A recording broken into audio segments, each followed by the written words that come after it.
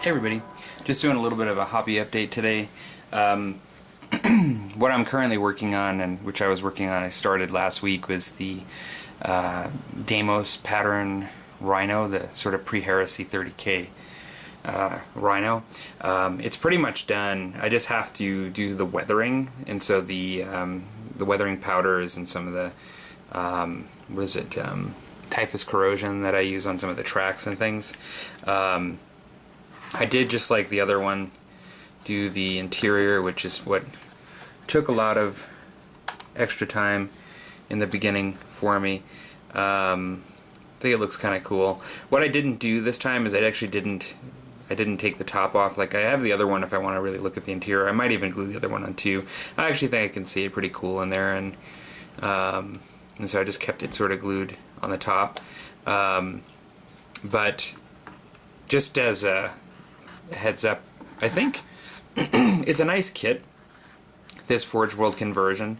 They basically give you the plastic model kit and then some extra pieces that are resin that you can put on it. I think it was kind of neat.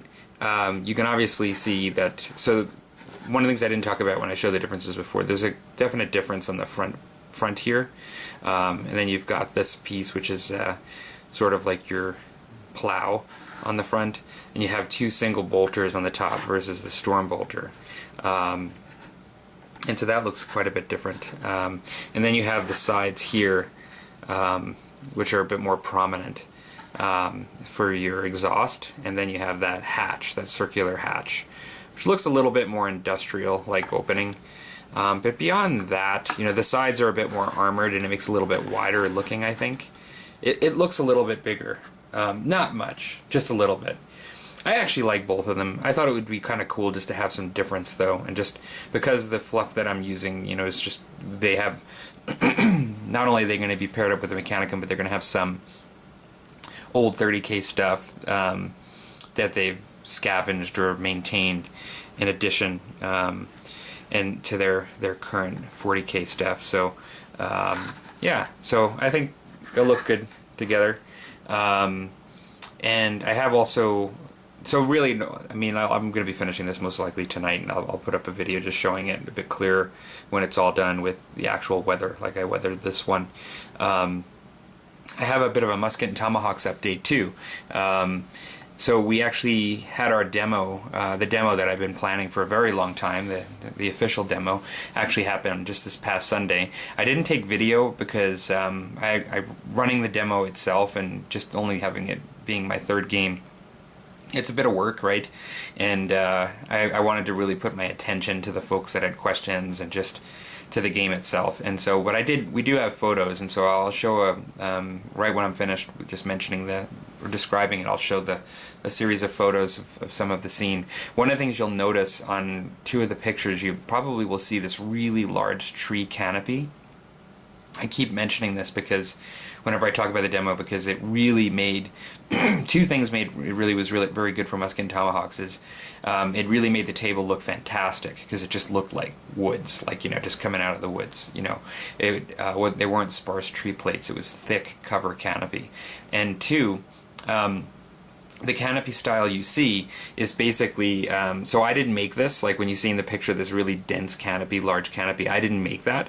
One of the guys that was part of the demo made it, and excuse me, he basically can lift the canopy off, and then you just have your trees there, and you can move your guys around. And so it's not only really cinematic, but it's really functional. And so for a game like Muskets and Tomahawks, which is frontier based, it is by all means, I think, the way to go. Like, if you want to do trees and you want to have areas where you have large forests, try to do one of these canopy terrains. Architects of War actually has a description on their website on how to do it.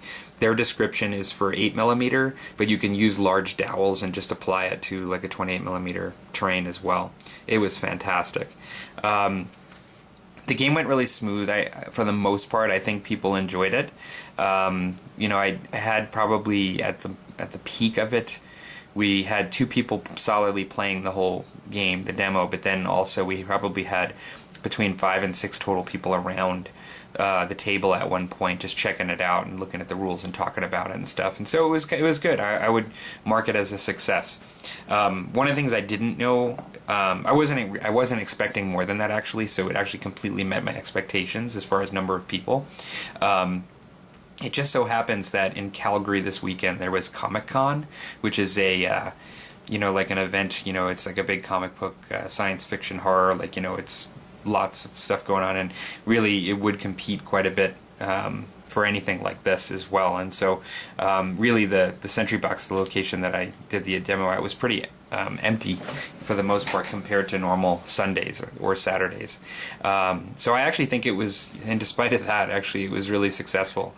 And we've got a couple people that are looking at playing, and so there'll be a lot more bat reps on the channel for Muskets and Tomahawks. I'm looking forward to battle reports where we expand beyond the armies that I've done so far, which were fairly small 200-point games and fairly mono, or I guess I should say the lists were very symmetrical. There wasn't a whole lot of differences as far as different kinds of units in each list, and that's going to change in the future because I've got painting to do that's going to change that, and I know both armies will actually have that, so there'll be a lot of cool stuff coming forward for Muskets and Tomahawks. So alright, well that's a quick update, and for those of you that haven't checked out the previous videos, I do have that contest going on. There's a lot of people signed up, which is just great. Just check it out.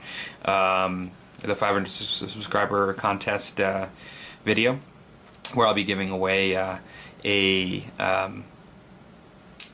KR multi-case storage, 1 KRU, and so if you haven't checked it out, definitely jump in there and sign up for a chance to get that.